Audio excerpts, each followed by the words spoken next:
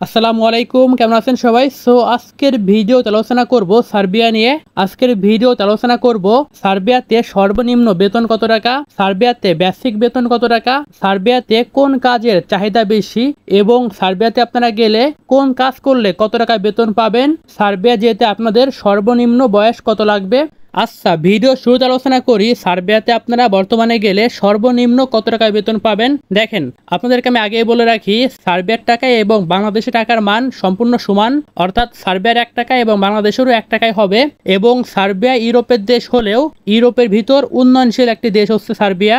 আর সার্বিয়াতে আপনার কাজের সর্বনিম্ন বেতন বর্তমানে 64,474 টাকা এবং আপনি এই টাকা বেতন পাবেন যদি আপনি প্রতিদিন অথবা আপনি সপ্তাহে যদি 40 ঘন্টা কাজ করেন, প্রতিদিন যদি আপনি 8 ঘন্টা করে, সপ্তাহে যদি আপনি 40 ঘন্টা ডিউটি করেন, এক্ষেত্রে আপনি প্রতি মাসে 64,000 টাকা প্লাস বেতন পাবেন।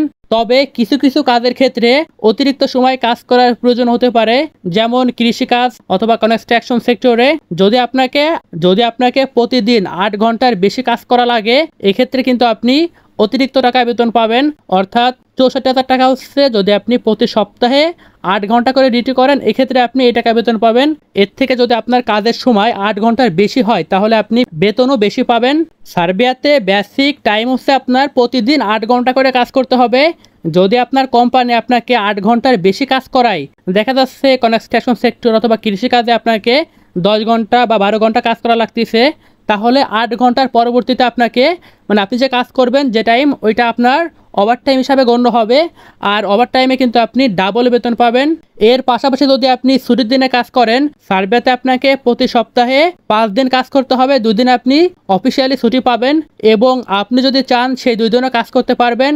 এক্ষেত্রে আপনি যদি ওভারটাইম কাজ করেন অথবা যদি আপনি বন্ধের দিনে কাজ করেন, এক্ষেত্রে আপনি অবশ্যই বেশি টাকা বেতন পাবেন। তো এখানে আপনার মোটামুটি 70 থেকে 80,000, অথবা যদি আপনি কাজ জেনে থাকেন, যদি আপনি স্কিল ওয়ার্কার হন, এক্ষেত্রে আপনি ওভারটাইম কাজ করলে যদি আপনি একটু বেশি সময় কাজ করেন, এক্ষেত্রে কিন্তু 80-90,000 টাকা বা এর থেকেও বেশি টাকা আয় করা সম্ভব সার্বিয়াতে প্রতি মাসে। তবে সার্বিয়াতে সর্বনিম্ন বেতন হচ্ছে 64,474 টাকা।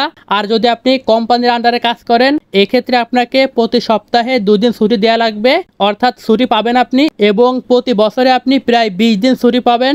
তো সার্বিয়াতে যদি আপনি অ্যাভারেজ বেতন হিসাব করেন, আপনি যদি স্কিল ওয়ার্কার হন, এক্ষেত্রে আপনার বেতন 80 থেকে 90,000 টাকার বেশি হবে।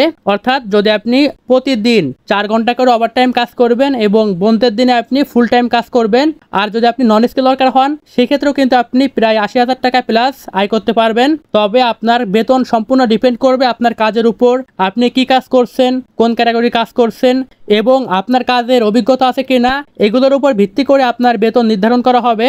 আচ্ছা, এখন কথা হচ্ছে সার্বিয়াতে কোন কাজের চাহিদা সব থেকে বেশি এবং আপনারা সার্বিয়াতে কোন কাজ করলে কত টাকা বেতন পাবেন। দেখেন, সার্বিয়া যাওয়ার আগে আপনারা অবশ্যই যে কোনো একটি কাজে দক্ষ হয়ে তারপরে যাবেন, কারণ সার্বিয়াতে বর্তমানে দক্ষ কর্মীর চাহিদা অনেক বেশি। আপনাদেরকে আমি 5টা কাজের কথা বলবো। আপনারা যে কোনো একটি কাজ বাংলাদেশ থেকে শিখে তারপরে সার্বিয়াতে আসবেন, যেমন আইটি সেক্টর, কনস্ট্রাকশন, উৎপাদন কারখানার কাজ, কৃষিকাজ এবং স্বাস্থ্যসেবা। এই যে 5টা কাজের কথা বললাম, এখানে কিন্তু আপনার আবার বিভিন্ন সেক্টরে বিভিন্ন কাজ আছে। এই কাজগুলোর চাহিদা সার্বিয়াতে বর্তমানে সবচেয়ে বেশি রয়েছে। এই যে কাজগুলোর কথা বললাম, এখানে কিন্তু আপনার আবার বিভিন্ন ধরনের কাজ রয়েছে। আপনারা চাইলে যে কোনো একটি কাজ শিখে তারপরে আপনারা ওয়ার্ক পারমিট ভিসা নিয়ে সার্বিয়াতে আসতে পারেন। তবে এর বাইরেও আপনারা যে কোনো একটি কাজ শিখে সার্বিয়াতে আসতে পারেন। আপনাদেরকে যে এই কাজগুলো শিখে আসা লাগবে, বিষয়টা কিন্তু এরকমের না। আপনারা চাইলে যে কোনো একটি কাজ শিখে সার্বিয়াতে আসতে পারেন, কারণ সার্বিয়াতে সবসময় দক্ষ কর্মীর চাহিদা অনেক বেশি। শুধুমাত্র সার্বিয়া নয়, আপনি যদি কাজ শিখে আসেন, এক্ষেত্রে আপনি ইউরোপের প্রত্যেকটা দেশেই কাজ পাবেন এবং ইউরোপের প্রত্যেকটা দেশে আপনি ভালো অ্যামাউন্টের, ভালো বেতনের কাজ করতে পারবেন। আচ্ছা, এখন কথা হচ্ছে সার্বিয়াতে আপনারা বর্তমানে কোন কাজ করলে বা কোন কাজে আসলে কত টাকা বেতন পাবেন। দেখেন, আপনারা হোটেলে গেলে দেখবেন যে হোটেলে একজন লোক থাকে প্রথমেই, যে আপনাদের রুম বুকিং করে দেয় বা আপনাদের এই ধরনের কাজ করে দেয়। এই রিসিপশনিস্টের কাজে যদি যদি আপনি সার্বিয়াতে যান, এক্ষেত্রে আপনি বেতন পাবেন ৭৫ থেকে ৯০,০০০ টাকা। এরপরে হচ্ছে ওয়েটার, যদি আপনি ওয়েটারের কাজে সার্বিয়াতে আসেন, এক্ষেত্রে আপনি বেতন পাবেন ৮০ থেকে ১,০০,০০০ টাকা।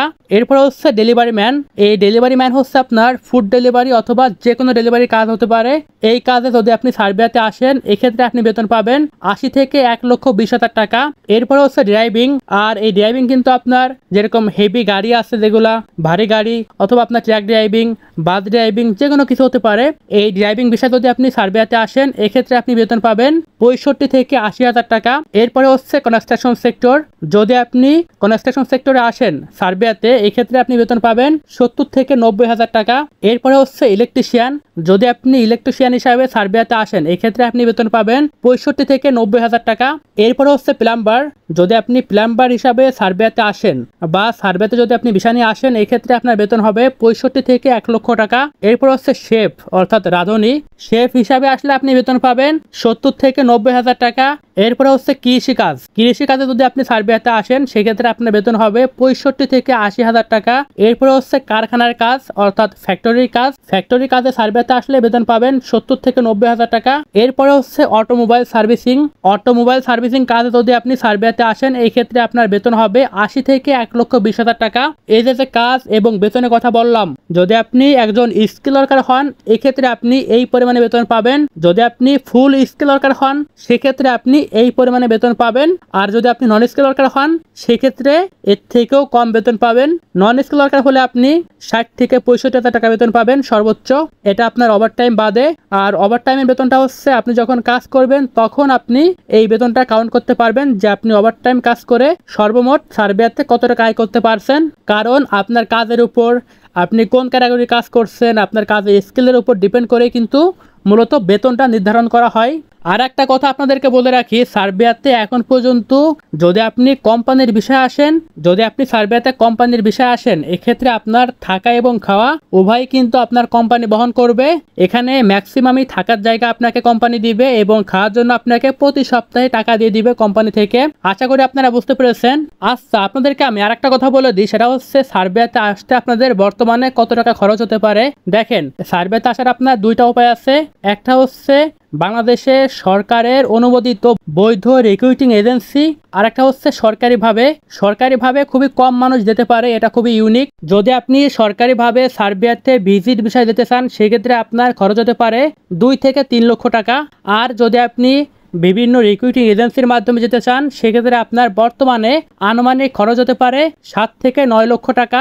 অনেক ক্ষেত্রে এর থেকে বেশিও লাগে, তবে আমার জানা মতে বর্তমানে আপনার ৮ লক্ষ টাকার আশেপাশে খরচ হয় যদি আপনি বৈধ রিক্রুটিং এজেন্সিদের মাধ্যমে সার্বিয়াতে একটা ওয়ার্ক পারমিট ভিসা নিয়ে যেতে চান সেক্ষেত্রে।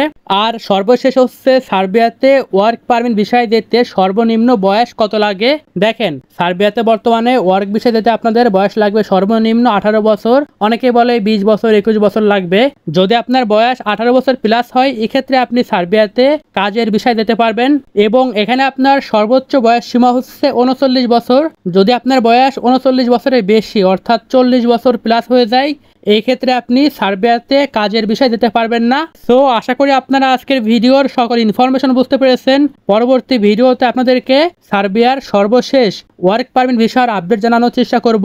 সো আজকের ভিডিও এখানে শেষ করতেছি। আপনারা সবাই ভালো থাকবেন। আল্লাহ হাফেজ।